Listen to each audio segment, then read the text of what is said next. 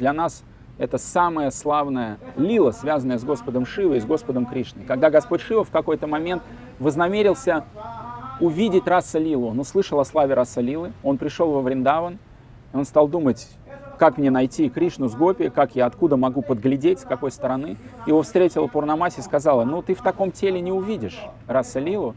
В Раса Лилу может только один мужчина войти, и это Кришна.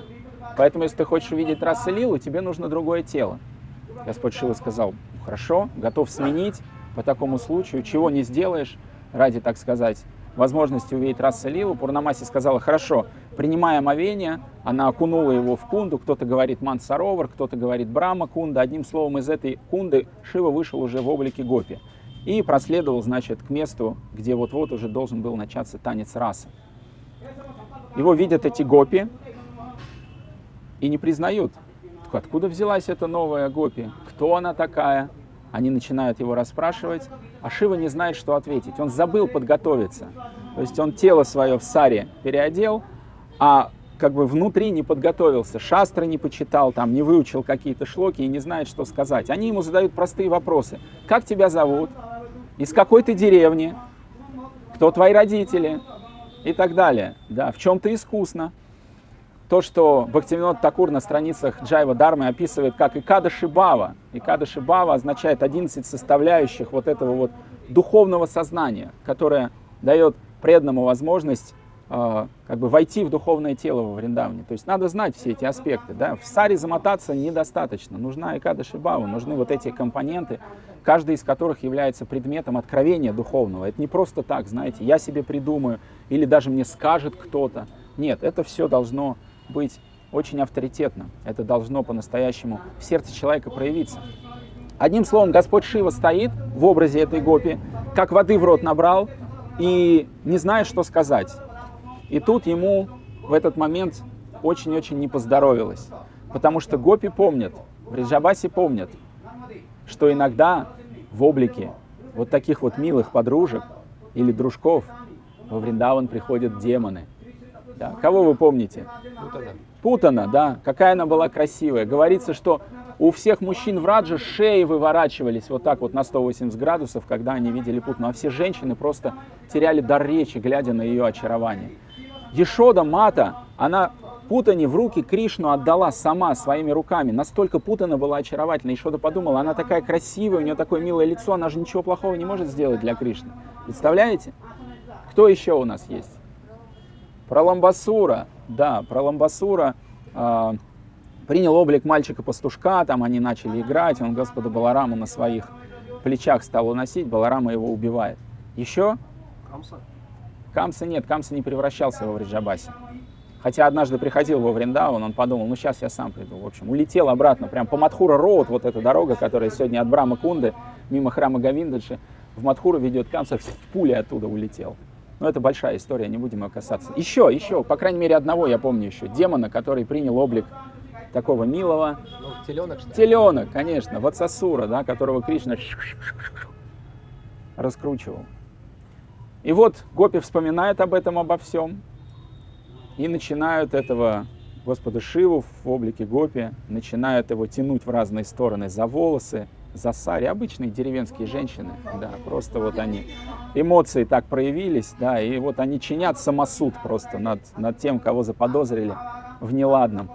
И в этот момент Господь Шива, ой, она, значит, эта Гопи кричит, и Пурнамаси прибегает туда, говорит, стоп, все нормально, это не демон, это Господь Шива, это я дала ему милость, он принял эту форму, он хочет, так сказать, войти в танец раса. Не бейте его, да, не рвите волосы, все нормально.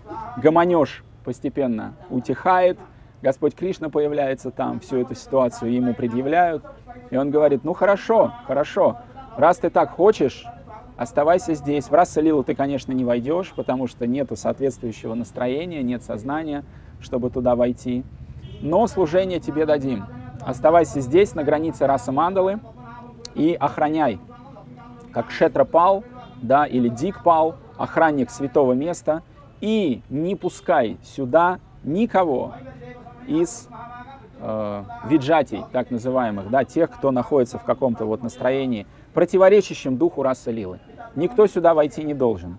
Вот стой здесь, это твое служение, ну иногда краешком глаза можешь так посматривать, что там происходит. Поэтому что мы делаем, когда приезжаем во Вриндаван? По традиции, не всегда мы это делаем, хотя следовало бы. Вайшнавы, приезжая во Вриндаван, да, едут первым делом к Гопешвару Махадеву, просят у него благословений. И в любом святом месте, во Вриндаване, там, приезжаем мы в Мадхуру, с Господа Шивы надо начинать, Бутешвар Махадев там главный.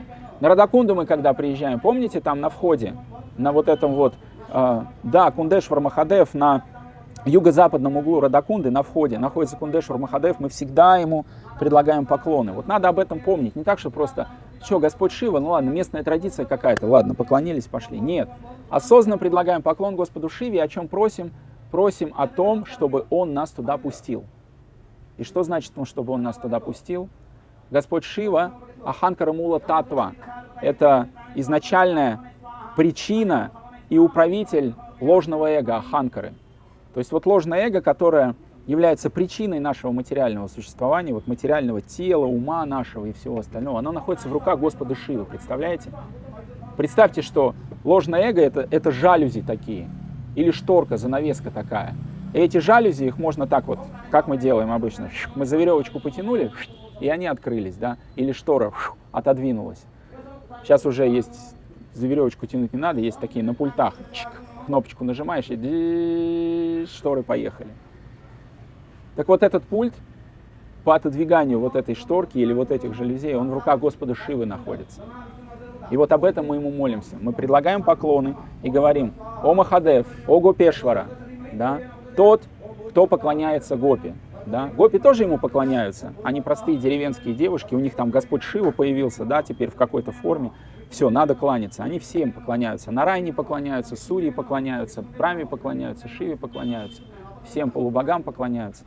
Но на самом деле истинный смысл имени Гопешвара заключается в том, что Шива поклоняется Гопи. Да? То есть он тот, чьим господином являются Гопи. И мы вспоминаем Гопешвару.